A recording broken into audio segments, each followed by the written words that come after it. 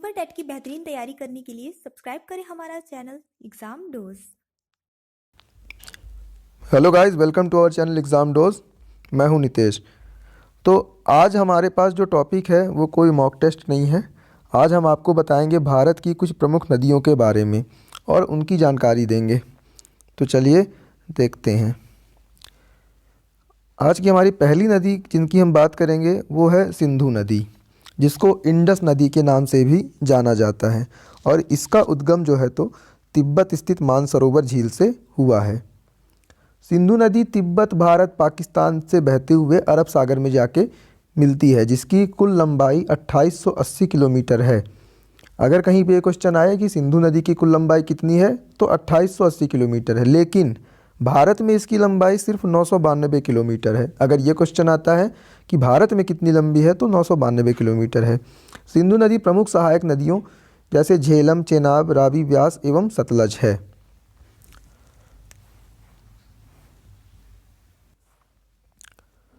Next है झेलम नदी। झेलम नदी का उद्गम कश्मीर घाटी की शेषनाग झील से बेरनाग नामक स्थान से हुआ है। वूलर झील में मिलने के बाद ये पाकिस्तान में जाती है और चेनाब नदी में मिल जाती है। इस नदी की कुल लंबाई 724 किलोमीटर है और भारत में इसकी लंबाई 400 किलोमीटर है। यहाँ पे भी नोटिस करिए, टोटल लंबाई अगर पूछी जाए तो 724 किलोमीटर और भारत में पूछी जाए तो 400 किलोमीटर है। देखते हैं अब आगे। अब देखते हैं व्यास नदी। इसका उद्गम हिमालय के रोहतांग दर्रे के समीप व्यास कुंड से हुआ है और इसकी कुल लंबाई 470 किलोमीटर है और ये नदी पंजाब में सतलज नदी में जाके मिल जाती है। तो कभी भी ध्यान दें, किसी भी नदी के बारे में सबसे ज़्यादा पूछने जाना वाला सवाल यही होता है कि उसका उद्गम कहाँ से हुआ है और वो कहाँ जाके मिलती है। चलिए आगे देखते हैं। नेक्स्ट है चेनाब नदी, जो कि हिमाचल प्रदेश के लाहौल के बारालाचा दर्रे से निकलती है।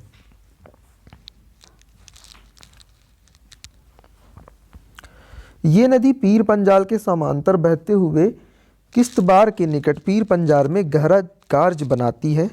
भारत में इस नदी की लंबाई कुल 1180 किलोमीटर है और ये पाकिस्तान में जाकर सतलज नदी में मिल जाती है। आगे देखते हैं रावी नदी, जो हिमाचल प्रदेश के रोहतांग दर्रे से निकलती है और पाकिस्तान के मुल्तान के समीप चेनाब नदी में मिल जाती है।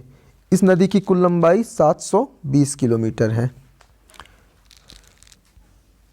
सतलज नदी, जिसके बारे में लगभग सभी जानते हैं, इसका उद्गम तिब्बत स्थित मानसरोवर झील निकट राक्षस ताल से हुआ है।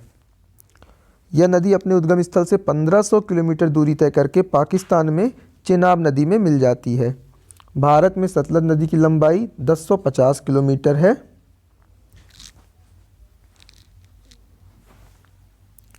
दोस्तों, प्रसिद्ध भाखड़ा नागल बांध सतलज नदी पर ही बना है, तो अगर कभी ऐसा क्वेश्चन आता है तो उसमें आप इसको याद कर सकते हैं।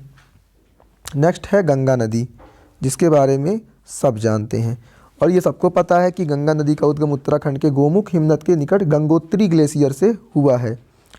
अलकनंदा तथा भगीरथी नदी के देवप्रयाग मिलने पर यही गंगा नदी कहलाती है।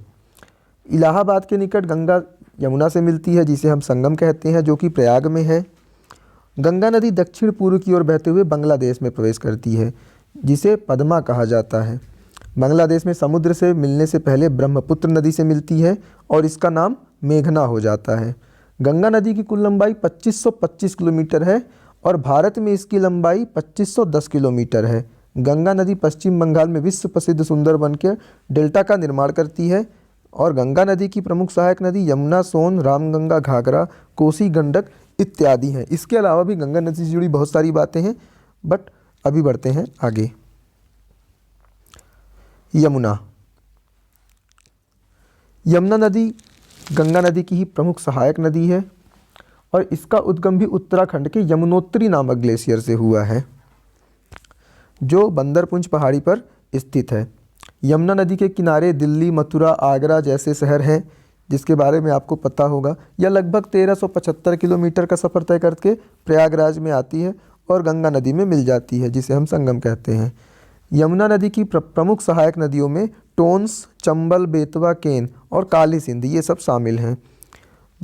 यमुना नदी को भारत की सबसे अधिक प्रदूषित नदी भी माना जाता है। अब देखते हैं आगे। चंबल नदी, ये मध्य प्रदेश के इंदौर जिले में स्थित महू के निकट जाना पाव पहाड़ी से निकलती है। मध्य प्रदेश, राजस्थान होते हुए उत्तर प्रदेश इटावा जिले में यमुना नदी में जाके मिल जाती है। इस नदी की कुल लंबाई है 950 किलोमीटर और यह नदी बीहड़ों का निर्माण भी करती है। देखते हैं अब आगे।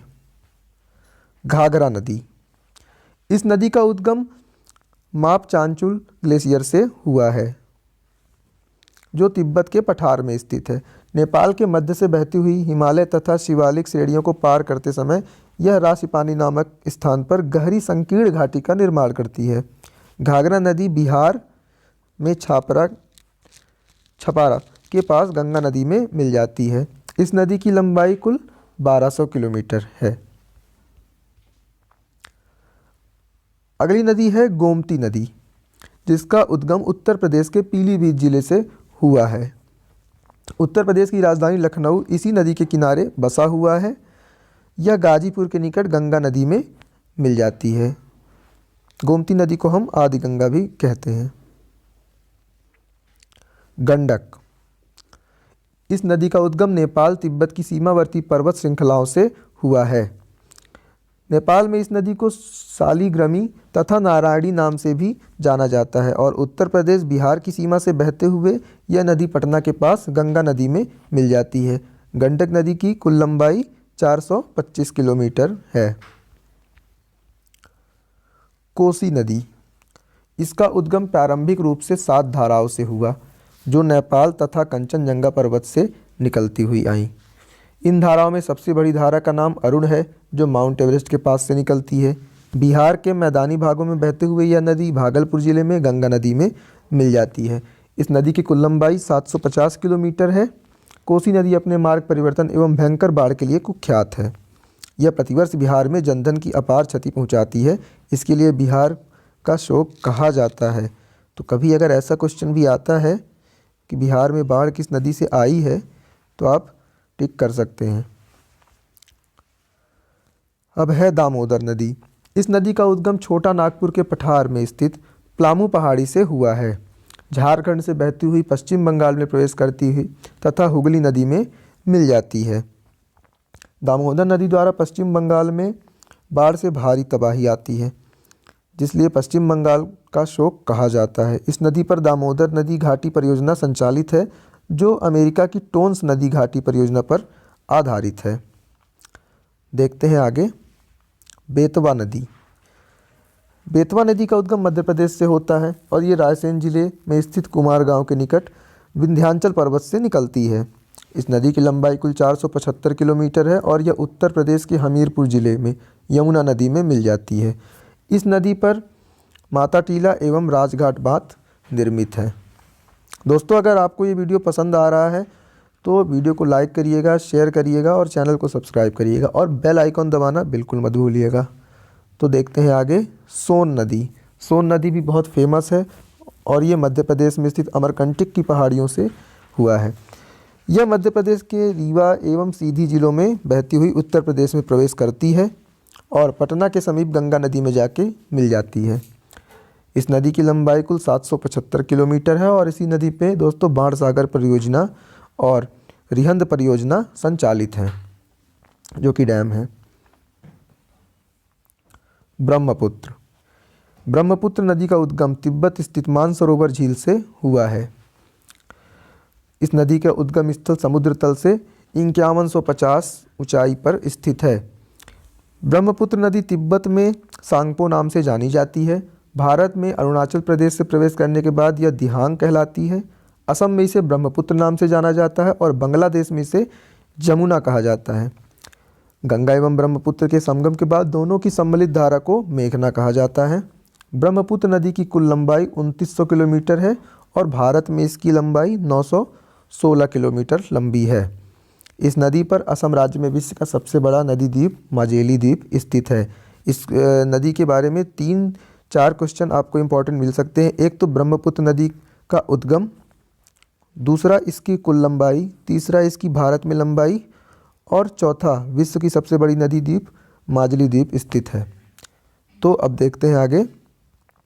नर्मदा, जो कि मध्य प्रदेश के विंध्याचल पर्वत में स्थित अमरकंटक की पहाड़ियों से निकलती है और ये काफ़ी फेमस नदियों में से एक है।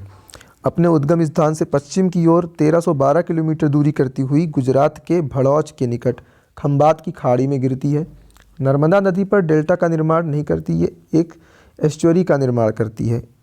इस नदी पर इंदिरा सागर परियोजना, ओमकारेश्वर परियोजना और सरदार सरोवर परियोजना निर्मित है। और दोस्तों, मध्य प्रदेश की ये बहुत ही फेमस नदियों में से एक है। अगली है नदी ताप्ती, जिसका उद्गम मध्य प्रदेश के बैतूल जिले के मुल्ताई नगर के पास से हुआ है। ताप्ती नदी पश्चिम की ओर नर्मदा नदी के समांतर बहती हुई गुजरात के सूरत के निकट खंबात की खाड़ी में गिरती है। इस नदी की कुल लंबाई 724 किलोमीटर है। महानदी, महानदी का उद्गम छत्तीसगढ़ राज्य के रायपुर जिले स्थित सिंहवा पहाड़ी से होता है। यह नदी छत्तीसगढ़ उड़ीसा राज्य में बहती हुई 857 किलोमीटर का सफ़र करके बंगाल की खाड़ी में गिरती है। इस नदी पर उड़ीसा राज्य में प्रसिद्ध हीराकुंड बांध बना हुआ है। गोदावरी, एक और बहुत फेमस नदी जिसका उद्गम महाराष्ट्र के नासिक जिले से होता है। गोदावरी नदी दक्षिण भारत की सबसे लंबी नदी है, जिसकी लंबाई 1465 किलोमीटर है और ये अपने विशाल आकार के कारण दक्षिण की गंगा व वृद्ध गंगा के नाम से भी जानी जाती है। महाराष्ट्र, आंध्र प्रदेश, तेलंगाना के पठार को पार करती हुई बंगाल की खाड़ी में जाके मिल जाती है। कृष्णा, कृष्णा नदी महाराष्ट्र के महाबलेश्वर निकट एक झरने से निकलती है। महाराष्ट्र, कर्नाटक तथा आंध्र प्रदेश से बहते हुए विजयवाड़ा के निकट विभिन्न शाखाओं में बंगाल की खाड़ी में मिल जाती है। इस नदी की कुल लंबाई 1400 किलोमीटर है। कृष्णा नदी पर नागार्जुन सागर परियोजना तथा श्री शैलम परियोजना निर्मित है। कावेरी नदी, कावेरी नदी जिसका उद्गम कर्नाटक राज्य के कुर्ग जिले में स्थित ब्रह्मागिरी की पहाड़ियों से हुआ है। कावेरी नदी में प्रसिद्ध शिव समुद्रम जलप्रपात भी स्थित है। इस नदी की कुल लंबाई 800 किलोमीटर है और ये बंगाल की खाड़ी में जाके मिल जाती है। क्षिप्रा नदी, क्षिप्रा नदी भी मध्य प्रदेश के इंदौर जिले में स्थित काकरी बरही पहाड़ी से निकलती है।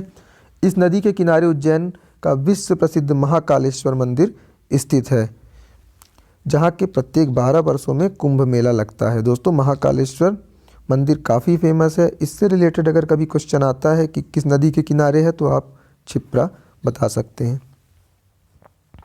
माही, इस नदी का उद्गम अरावली पर्वत श्रृंखला से होता है तथा यह गुजरात की खंबात की खाड़ी में गिरती है। यह नदी कर्क रेखा को 2 बार काटती है। कभी अगर ऐसा क्वेश्चन आता है तो आप तुरंत ध्यान करिएगा, माही नदी। तो फ्रेंड्स, आज का हमारा ये टॉपिक यहीं पे ख़त्म होता है। उम्मीद है आप सबको ये जानकारी पाके अच्छा लगा होगा और आप इसको ठीक से याद भी कर लेंगे। तो हम ऐसे ही दिलचस्प और ज़रूरी इम्पॉर्टेंट टॉपिक आपके सामने लाते रहेंगे। चैनल को सब्सक्राइब करिए, वीडियो को शेयर करिए, लाइक करिए, बेल आइकॉन दबाइए और बने रहिए हमारे दोनों चैनल एग्ज़ाम डोज और लर्निंग लीड पे। तो अभी के लिए बाय बाय दोस्तों।